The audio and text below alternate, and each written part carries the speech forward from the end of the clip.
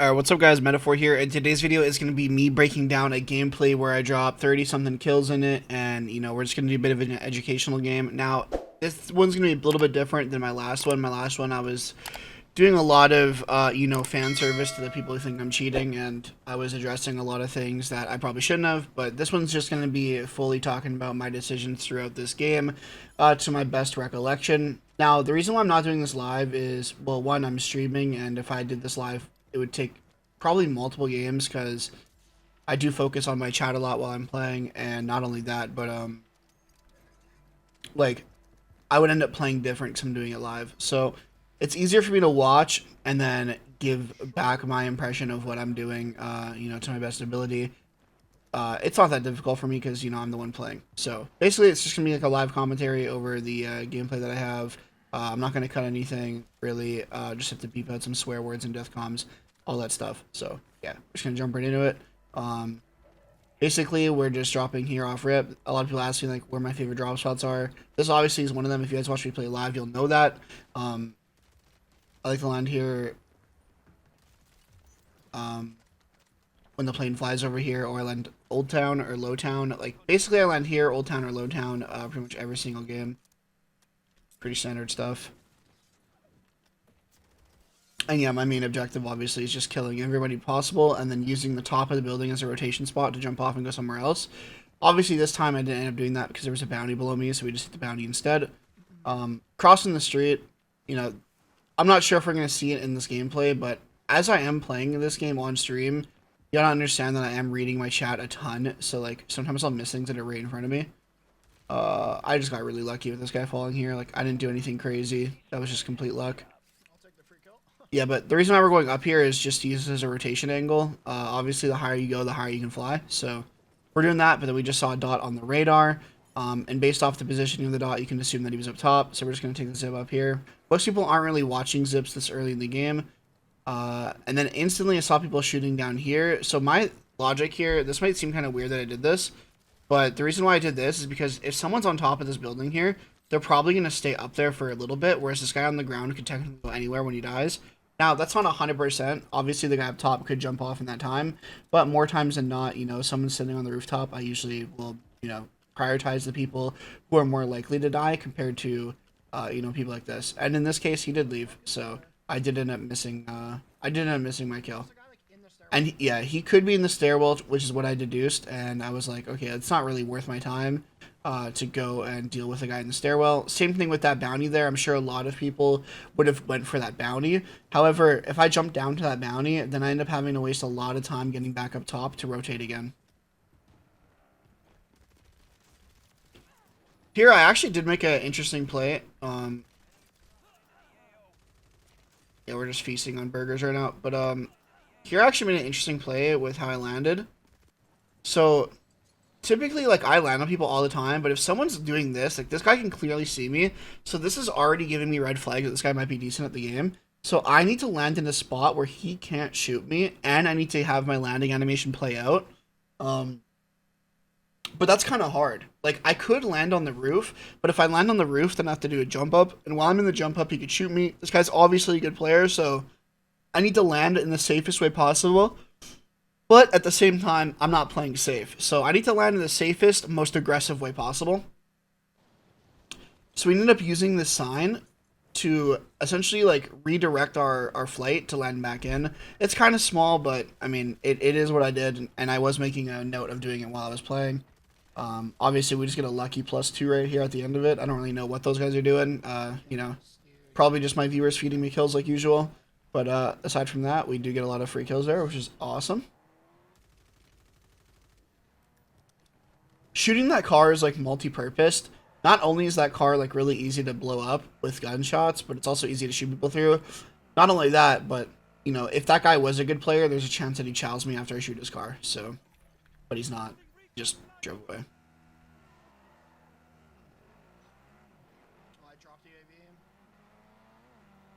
Yeah, this guy's just a burger. Like, I don't know what he's doing.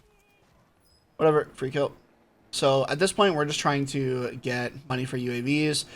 We have a UAV in our pocket right now in terms of buying it, and then we also have one on the ground here that I dropped. Chilling. We also don't have our perks. We had a loadout box at the start of the game. But I didn't want to grab a loadout because I already had my guns, so I thought that'd be a waste of money. When you're already on pace for a good game, it's better to buy your UAVs and stuff. Even early on in the game, if you know there's people in your area, instead of buying a loadout, you actually would rather buy a UAV just to get more kills. If you're confident in your floor loot anyway. Even here, like you see, I'm prioritizing kills right now over my loadout, even though I definitely want my perks. So again, that's double purposed. One, I'm already strong with my loadout, for one. And for two, I have, you know, if I come back from the gulag, I'll have a loadout to hit. So this guy doesn't fall for the bait. He might be the first person in the world to not fall for it. Kudos to this guy, but yeah, we're just going to try to push him out. I keep checking the same area every single time. You know, he was on the top right. I kind of got like stun locked a bit there because I'm used to having my perks, and my perk would have stopped that claymore from going off, but it's alright. Should have grabbed that tempered, but I don't know. I don't really check the loot that often. Like, something you'll notice if you watch me a lot is that I don't really check the loot that often, because I just like to go kill to kill to kill to kill, and that was an instance where I missed a good piece of loot because of it.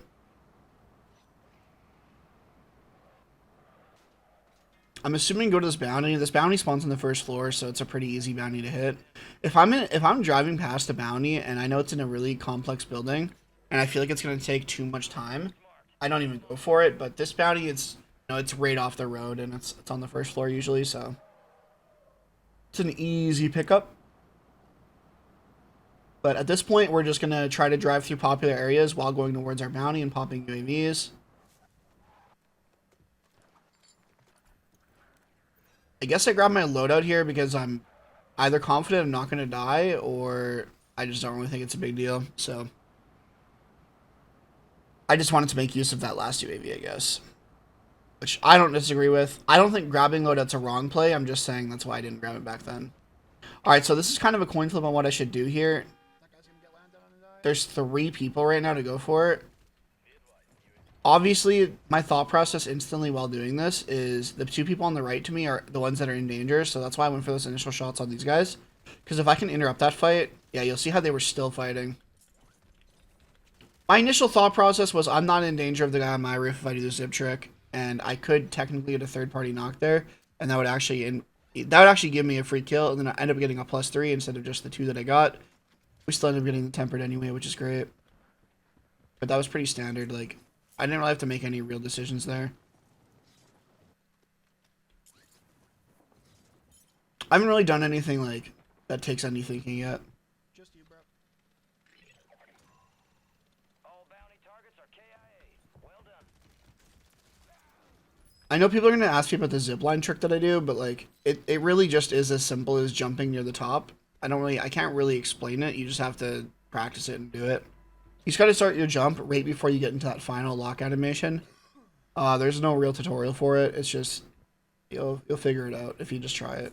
I know you might think I'm gatekeeping, but I'm really not. It's not something I can explain. You just got to jump towards the end of it. Like, if you really, really want to figure it out and you can't, I would go into a game and just try it for like 5 minutes and you'll figure it out. I promise.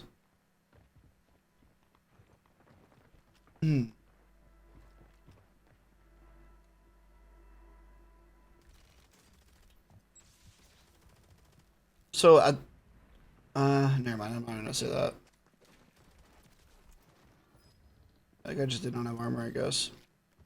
Something that I do a lot in general, I mean, I am gonna say what I was talking about there. I did start shooting because of the shock charge, but a lot of times what you should try to do when you're chasing somebody, it's something that I've done a lot, is when you're chasing somebody and they're running away from you and you feel like you're going to get a line of sight on them, you want to just try to shoot in those pockets where you think they're going to cross, because if you shoot them once, you stop their plate animation and you could end up actually denying a lot of plates that way.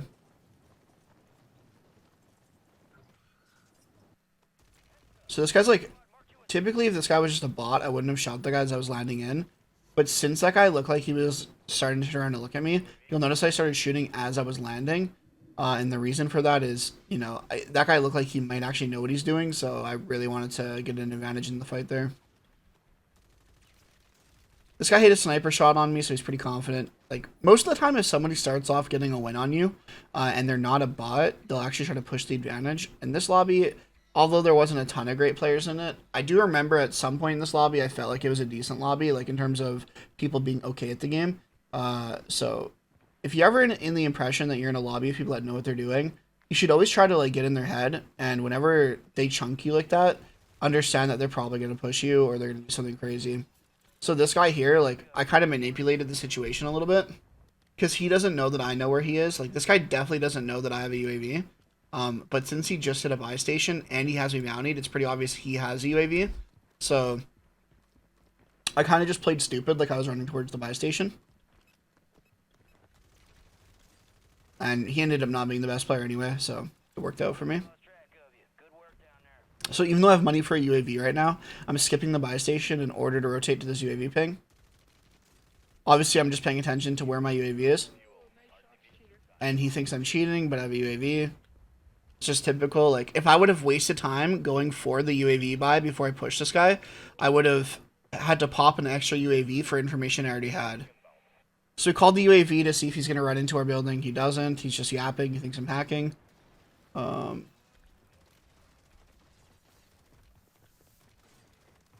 yeah, he's just completely hopeless. Terrible player.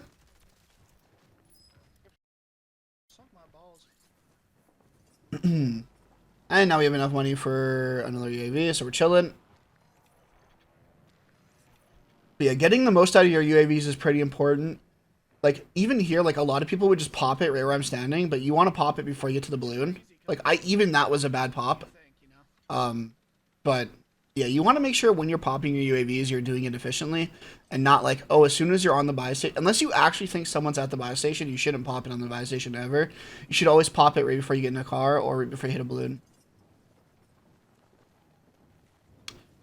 Yeah, so I see a ping on my left right here. I'm not sure if I go for it, because fighting, this is actually like a pretty important thing that I do. Okay, so you see I have one ping on my left here, which means he's somewhere over here. I don't check the map, so I don't know, so I can't actually tell you where he is. But those buildings are so layered and so, like, there's so many corners in each building that unless there's a big reason to go over there, I'd rather not, especially in a late game rotation. Because in a late game rotation where you're trying to get a lot of kills, you can actually end up wasting a ton of time going to my left here. Whereas if I go to my right, now don't get me wrong, some of those buildings are still on the right, but these are a lot easier to clear, and it's also a lot easier to traverse this area. So not only do I have a balloon here, but there's buildings I can jump off to cross. The buildings are just easier to navigate. There are some cringe buildings here, like some of the rooftops are pretty bad, but I'm just more comfortable fighting in this area, and I think it's a faster way to fight than it is in that other area. So that's why I rotated over here. We just get lucky and we see this guy. You see how I started lining up the shot there because it looked like for a second he was going to shoot me? This guy, I guess, doesn't hear me, and then I just get an easy kill if him going up. I don't know why that guy was doing that. He didn't hear the call out of me landing in, and he didn't hear the door bash, which is very weird. I almost just died right there because this game sucks. So I actually picked up a loot instead of grabbing the cord. Now I'm thinking again here, like this guy just chunked me, so he's going to push me. He doesn't do that, but that's my thought. Alright, so the typical rotation here is if they disappear in there, they always come into this window. Like, I get kills like this all the time. It didn't end up working here, but I always pre-aim that window when they run back into the building. Yeah, I hear this guy sliding and stuff, so I just start shooting. It's kind of hard, because like, the audio isn't going to play through the replay that well, but yeah, I can hear the guy sliding and stuff. I mean, since someone's going to say something stupid, I'll just replay it. I'll just replay it and let you listen. It's pretty obvious, though.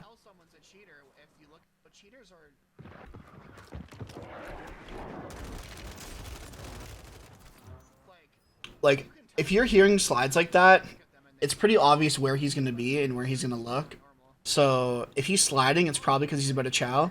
And if he's about to chow, he's going to chow the one way, right? So I just pre-fire the one way and I get free shots and I win the fight. But that guy wasn't a bad player, and he just got absolutely decimated because I knew what he was doing.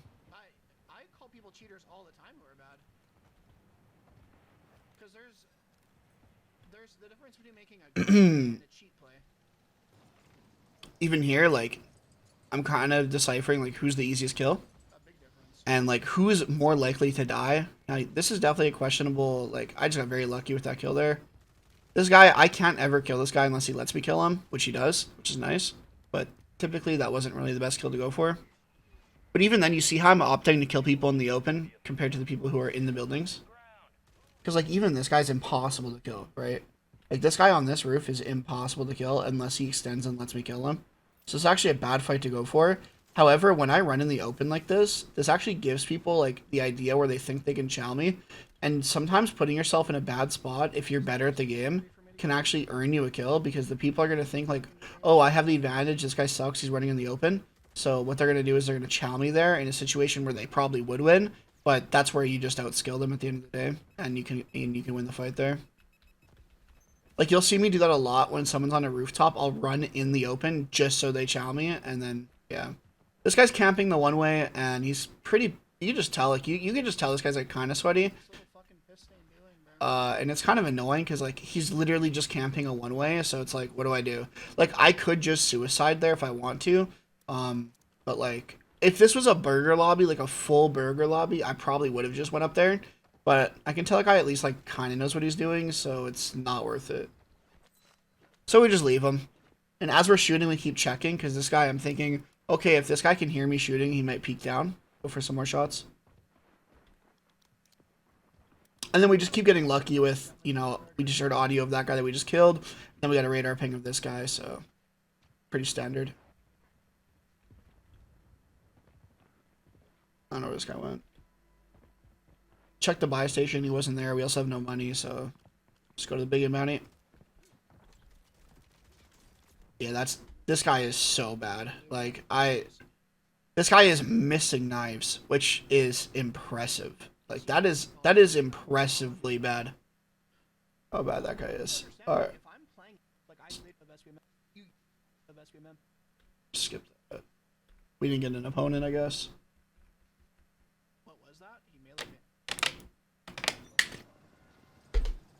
I think that guy swung his knife 4 times, and he got me twice. That's a impressive feat. I'm not gonna lie.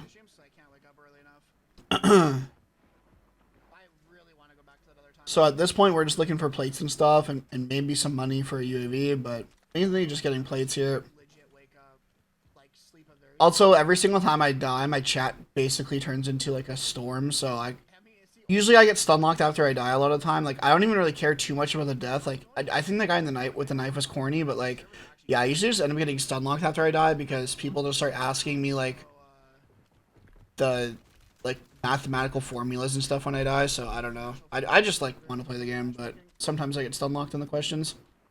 Heard that guy with audio. Now we're just holding people from the storm. There's still 11 people up, so.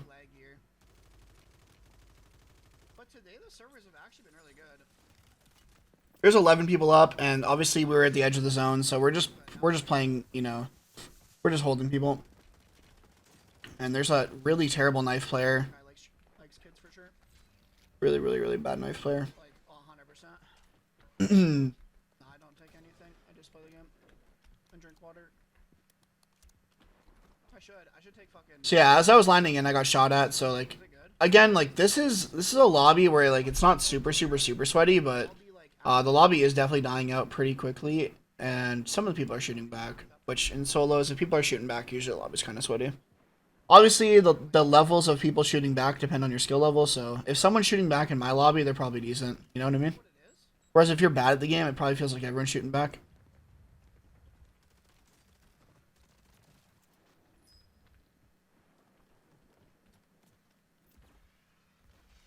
So we got someone close, and we got a sniper far. I'm just trying to tag him right now because I think he's plating.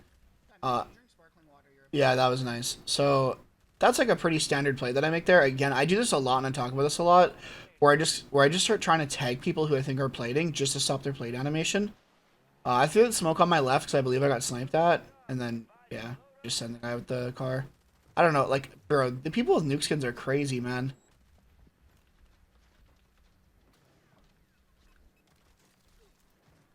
Alright, let's watch this back. Because people are going to be like, how did I know that guy was there?